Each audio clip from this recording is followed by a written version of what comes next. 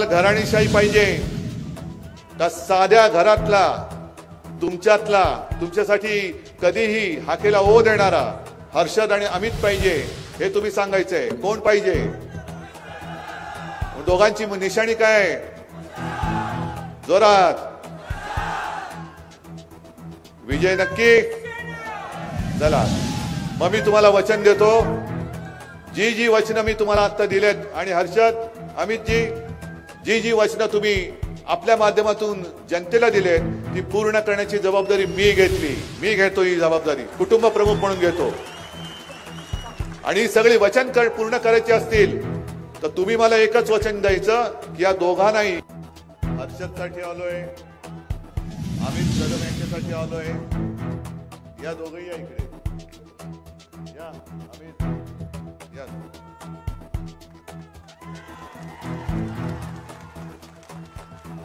आणि तुम्हाला कल्पना आहे, मगाशी विमानतळावरनं येताना मी मिरजेसाठी एक बाईट केला, कारण मिरजेला मी आता जाऊ शकत नाही. पण आपल्या हे जरा थांब रे बाबा, थांब ना थोडं, मला वाजवू दे ना. चॅनलच्या माध्यमातून मी मिरजच नव्हे तर जिथे जिथे असेल, सातारा असेल, सर्व माझ्या महाराष्ट्र प्रेमी मतदारांना हात जोडून विनंती करतोय की कृपा करून गैरसमज करू नका, नाराज होऊ नका, कारण आता वेळच राहिलेली नाहीये.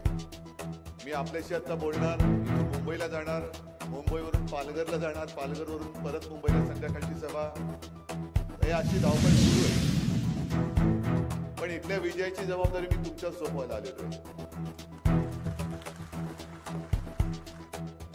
आणि पाटणची गद्दारी, पण मला नेमकं कळतच नाही, जी काय ते कारण सांगतायत की कोण म्हणतं उद्धव ठाकरे म्हणजे शिवसेना ही काँग्रेस सोबत गेली म्हणून आम्ही गद्दारी केली. मग इथे जे लुटमार मंत्री आहेत, लुटमार मंत्रीच ना, पालकमंत्री कसे, पालकच जर का खायला लागले तर ते लुटमार मंत्री आहेत. तर त्या लुटमार मंत्र्यांना मी विचारतोय, अहो तुमचे आजोबा काँग्रेसमधूनच मंत्री होते, मग तेव्हा तुम्हाला काय दिसलं नव्हतं काँग्रेसचं काय झालं? मग त्याच्यानंतर काँग्रेसमध्ये यांना कोणी विचारे ना म्हणून आपल्याकडे घुसले कळपामध्ये. आपल्याला पण दया आली, कारण बाळासाहेब देसाई आणि आपले शिवसेना प्रमुख यांचे ऋणानुबंध तेव्हा होते म्हणून घेतलं. पण आपल्याला काय माहिती असा लुटमार करणारा करंट असेल. आपण मंत्री केला, मग बिंद्यानी परवा सांगितलं की जी गद्दारी झाली त्या गद्दारीमध्ये बाळंत्रीचं काम करायचं त्यांनी. ही जी लढत आहे ही लढत, मी हर्षदला विचारलं काय, हर्षद म्हणाला साहेब एकटा लढतोय. अरे एकटा कुठे, मी आहे ना, या ना तुझ्यासोबत, एकटा कुठे? कारण दुसरे जे कोण उभे आहेत त्यांची काय आपापसात देवघेव झाली असेल म्हणतात. आणि तुम्ही मला सांगायचं, 3 उमेदवार जे आहेत, एक आहे मस्तीमध्ये वागणारा, आणि माझे सुद्धा काही संबंध आहेत प्रशासकीय विभागात, मला सांगत असतात कुठे कुठे कसा वापर झाला, कुठून कसे पैसे गेलेत. जरा थांबा, जरा आपली सत्ता आल्यानंतर ही सगळी प्रकरणं मी कशी लावतो बघा मार्गी, कशी मार्गी लावतो बघा. एका बाजूला मस्तीत राहणारे हे लुटमार मंत्री आणि दुसऱ्या बाजूला प्रतिस्पर्ध्याचा आव आणणारे. आता नुकतीच दिवाळी झाली आणि दिवाळीमध्ये एक ती जाहिरात, फक्त त्या दिवाळी आली का येते, उठा उठा दिवाळी आली, मोती स्नानाची वेळ झाली, उठा उठा निवडणूक आली, लोकांकडे जायची वेळ आली. असे 2 उमेदवार आणि आपला हा तिसरा हर्षद, जो दिवाळी असो काही असो तुमच्या सुखदुःखासाठी आणि तुमच्या व्यथा सोडवण्यासाठी सदैव तुमच्यात आणि रस्त्यावरती उतरणार आपला हा हर्षद. तुम्ही निवडायचंय, तुम्हाला नुसतं मोती साबण लावायचंय, पाकिटात नाही येईल साबण. दिवाळी आली हो, आता उठणं लावा, दिवाळी झाल्यावर मग झोपून जा. त्या दिवशी सकाळी उठायचं, अभ्यंग स्नान, आणि दुसऱ्या दिवशी दुपारी झोपून राहायचं निवडणूक झाली. तर ही अशी माणसं ही आजपर्यंत ह्या दोघांकडेच तर सत्ता होती ना. आणि आपणच सगळेजण त्यांना, आपण म्हणजे मी एकूण पाटण विषयी बोलतोय, निवडून देत आलो. पण तुमच्या आयुष्यात काय बदल झाला? दरडी कोसळल्या, त्यांची घरं गेली, त्याच्यामध्ये पुनर्वसन किती लोकांचं झालंय, कामाची टेंडर किती निघाली, पैसे खाल्ले गेलेत, कामं का नाही झाली, याचं उत्तर कोणाकडेच नाहीये. कारण त्यांना जाब विचारणार कोणी नाहीये. आणि हर्षद, आता तू बोलताना एक वाक्य मला आवडलं की शिवसैनिक एकदा भिडला, शिवसैनिक एकदा नडला की काय करतो ते बघा, ते या निवडणुकीत कळेल. आजपर्यंत या सर्व हिंदू हृदय सम्राट शिवसेना प्रमुखांच्या शिवसैनिकांनी केवळ आणि केवळ शिवसेनेचा आदेश, शिवसेना प्रमुखांचा आदेश म्हणून ही ओझी आपल्या डोक्यावरती घेतली होती.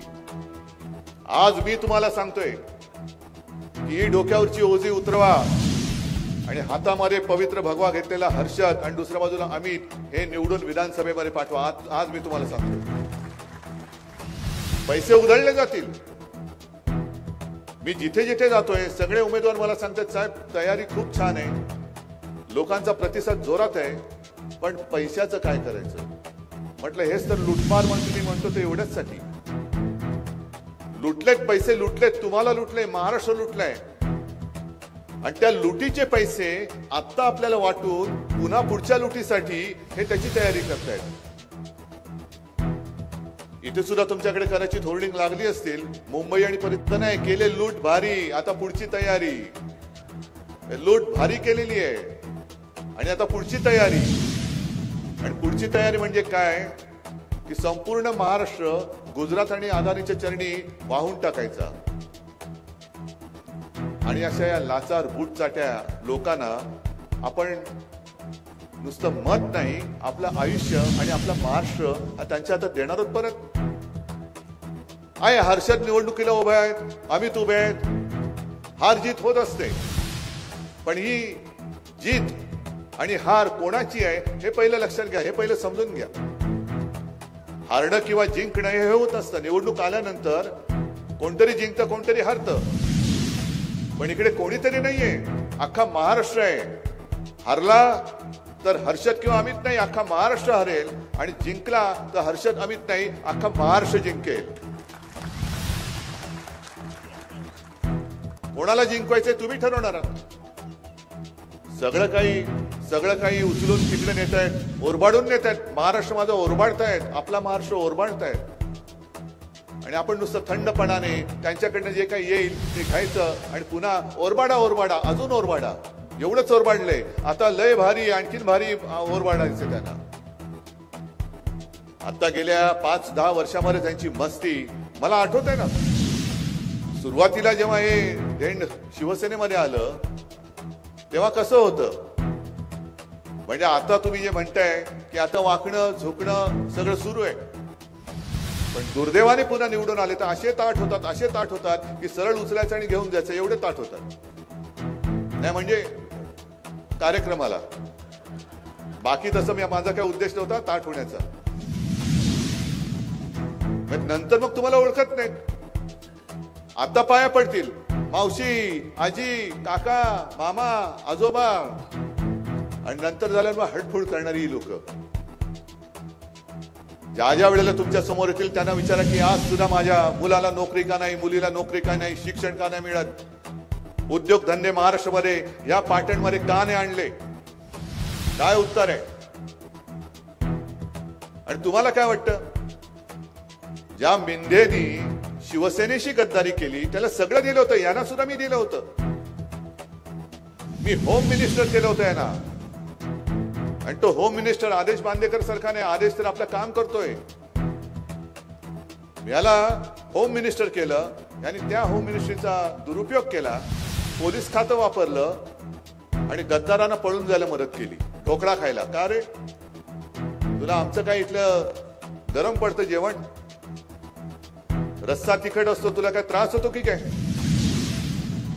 की सुरतेला गेलास डायरेक्ट ढोकळा खायला, तिकडनं गुवाहाटीला गेला. मग तुला जर का माझ्या महाराष्ट्राचं जेवण पचत नसेल तर तू गुजरातला जाऊन राहा, महाराष्ट्रात येऊन निवडणूक लढवूच नको ना. जा तिकडे ढोकळा गाठ्या सेव फाफडा खात राहा तू. तिकडे सगळीकडे एकच नाव, महाराष्ट्र कोणाच्या घशात घातला जातोय, मुंबई कोणाच्या घशात घातली जाते, तुम्ही सांगा जरा जोरात. मग इथपर्यंत तुमच्या ह्या सगळ्या गोष्टी तुमच्यापर्यंत आलेल्या आहेत. मुंबई तर मी अदानीच्या घशात काढलीच समजा तुम्ही, मी नाही गिळून येणार. त्यांचे 4-5 दिवस राहिलेत. एकदा का 23 तारखेला निकाल लागू दे. अदानीच्या घशात घातलेली मुंबईच नाही तर महाराष्ट्रातले बाकीचे जे काही प्रकल्प जे घातलेत ते मी अदानीच्या घशात काढून पुन्हा माझ्या महाराष्ट्राला देईन. मी प्रचाराची सुरुवात केली. कोल्हापूरच्या अंबामातेचं दर्शन घेतलं आणि केपी पाटलांच्या प्रचाराला गेलो राधानगरी. आणि माझ्या ध्यानीमनी नव्हतं, मी व्यासपीठावरती बसलो होतो, उमेदवार बोलतायत आणि तिथल्या लोकांनी सांगितले, साहेब आमच्याकडच्या खाणी आणि शाळा अदानीला दिलेल्या आहेत. कोण आहे कोण अदानी? मग इथे सुद्धा जे काही शेतकरी असतील, अरे बाबांनो, उद्या तुमच्या सातबाऱ्यावरती जर अदानीचं नाव यांनी जोर जबरदस्ती लावलं आणि ह्या लुटमार मंत्र्यांनी अदानीकडनं पैसे खाऊन जर तुमचं नाव त्याच्यावरती लावलं तर तुम्ही दात कोणाकडे मागणार? कारण सरकार त्यांचं असेल. बसले 2 शेठ लोक तिकडे. हे दोघही जण त्यांच्यामुळे हे मातलेत. आणि आपलं सरकार का पडलं? उद्धव बाळासाहेब ठाकरे यांचं सरकार का पडलं? काल परवाकडे मोदी बाबा येऊन गेले आणि मला आव्हान दिलं त्यांनी. उद्धवजी नाव नाही घेतलं, हल्ली नाव घ्यायला घाबरतात. कारण गेल्या लोकसभेत त्यांनी मला नकली संतान बोलल्यावरती महाराष्ट्राने अशी काय पेकटात भाजपच्या लाथ आणले, अजूनही चोळत बसलेत. आणि म्हणून त्यांनी मला सांगितलं की शहजादे के मुंह से, म्हणजे कोण? राहुल गांधींच्या मुखातून बाळासाहेबांबद्दल 2 शब्द चांगले बोलून दाखवा. काल प्रियांका गांधी आल्या होत्या शिर्डीमध्ये आणि त्यांनी सांगितलं की मी राहुलची बहीण आहे आणि त्या बाळासाहेबांबद्दल चांगलं बोलल्या. म्हणजे घातले ना भाजपचे दात त्यांच्याच घशात घातले. हे भाजपची नीती आहे, तोडाफोडा आणि राज्य करा. त्यांनी सरकार गद्दारी करून का पाडलं? तर त्यांना महाराष्ट्र लुटायचा आहे, महाराष्ट्र लुटायचा होता आणि तो मी लुटू देत नव्हतो. म्हणूनच यांनी पहिला घाव घातला तो आपल्या शिवसेने. काय नाही त्याला नाव काय दिलंय? काय बुज? टरबूज.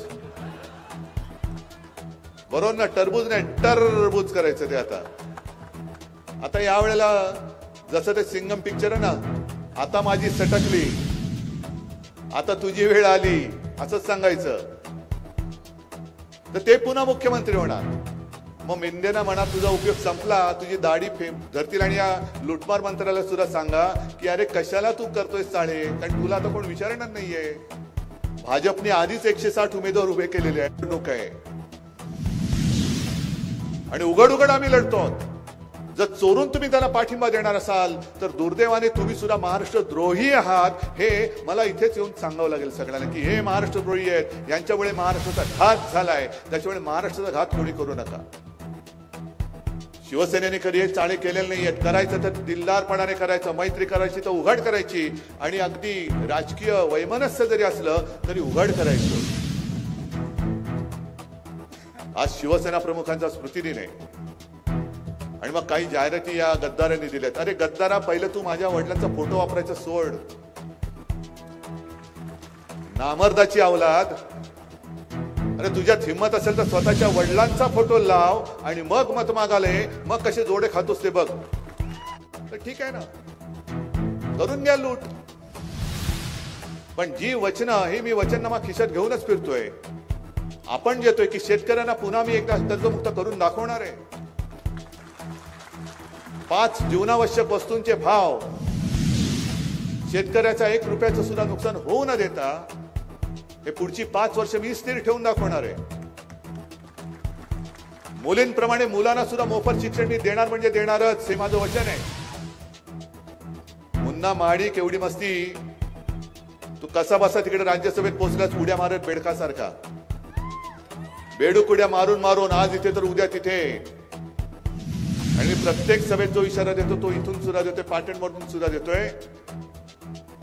माझ्या सभेला किंवा महाविकास आघाडीच्या सभेला ज्या महिला येत आहेत त्यांच्यापैकी एकीच्या जरी केसाला धक्का लागला तरी मुन्ना तुझा हात मी उकळून मुळासकट टाकल्याशिवाय राहणार नाही. जर माझ्या बहिणीला धमकी देत असेल तर मी सुद्धा तुला जाहीर धमकी देतोय समाज. कारण ही शिकवण आम्हाला छत्रपती शिवाजी महाराजांनी दिली. परस्त्री ही माते समान आहे. म्हणजे ती कल्याणच्या सुभेदाराची सुनेची गोष्ट किंवा ती घटना ही आज सुद्धा आम्हाला माहिती. तिची खणा नारळाने ओटी भरून तिला सन्मानाने तिच्या घरी पाठवणारे आमचे दैवत छत्रपती शिवाजी महाराज. आणि केवळ मतांसाठी पुतळ्यामध्ये सुद्धा पैसे खाऊन यांच्याकडनं आम्ही शिवप्रेम शिकायचं, यांच्याकडनं आम्ही महिलांचा आदर कसा करायचा हे शिकायचं. या सगळ्या गोष्टींचा एकत्रित विचार करा.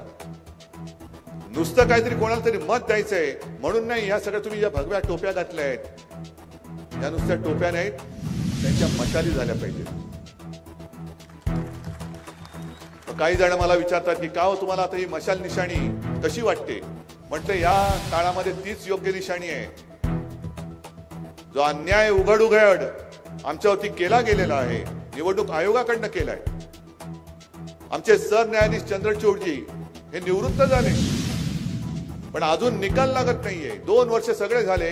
काय खरं आणि काय खोटं सगळे बोललेत खूप, पण निकाल कुठे. आणि मग निवृत्त होता त्यांनी जे जिथे जिथे भाजप आणि मिंदेचे उमेदवार उभे असतील हे मुळासकट उकडून या महाराष्ट्रात हे तण जे आलेलं हे उचलून फेकून द्या. तडीपार करा, तिकडे गुजरातला द्या नाही तर गुवाहाटीला फेकून द्या. मला बोलायचं झालं तर खूप काही बोलता येईल पण अजून 2-3 सभा आहेत. मधले प्रवास जे आहेत ते फार त्रासदायक असतात कारण मला दिसत असतात समोर बसलेली लोक आणि मी पोहोचू शकत नाही. काल सुद्धा नाही म्हटलं तर माझ्या 4 सभा झाल्या. ठाण्याच्या सभेला रस्त्यानेच चाललो होतो. रस्ते खात म्हणजे एवढी कॉन्ट्रॅक्ट काढले त्यांनी. कोणालाही सोडलेलं नाहीये. ठाणा, मुंबई, पाटण असेल, कुठेही असेल, नागपूर जा, कुठेही जा. पुलाचं कॉन्ट्रॅक्ट, बोगद्याचं कॉन्ट्रॅक्ट, ह्याचं कॉन्ट्रॅक्ट, त्याचं कॉन्ट्रॅक्ट, काम शून्य. मुंबई गोवा रस्ता अजूनही होतोय. नितीन गडकरी बोलले होते की असा रस्ता बनवीन की 200 वर्ष खड्डाच होणार नाही. मला तर असं वाटतं की पहिलं 200 वर्षामध्ये रस्ताच होणार नाही आणि मग 200 वर्षानंतर खड्डा पडलाय की नाही पडलाय हे बघायला ना गडकरी असणार ना आपण असणार. अच्छे दिन आएंगे. ठीक आहे. तर ह्या सगळ्या गोष्टीचा आपल्याला आता निकाल लावायचा आहे आणि त्याच करता मी मुद्दामून तुमच्यासाठी इकडे आलेलो आहे. मिरजेसाठी आलेलो आहे. सगळ्यांनी निश्चय केलेला आहे. निश्चय केलाय का. मग तुम्हाला ही 2 मस्तवाल घराणीशाही पाहिजे का साध्या घरातला तुमच्यातला तुमच्यासाठी कधीही हाकेला ओ देणारा हर्षद आणि अमित पाहिजे हे तुम्ही सांगायचंय. कोण पाहिजे. दोघांची निशाणी काय. जोरात विजय नक्की. चला मग मी तुम्हाला वचन देतो. जी वचनं मी तुम्हाला आता दिलेत आणि हर्षद, अमितजी जी वचनं तुम्ही आपल्या माध्यमातून जनतेला दिलेत ती पूर्ण करण्याची जबाबदारी मी घेतली. मी घेतो ही जबाबदारी. कुटुंब प्रमुख म्हणून घेतो.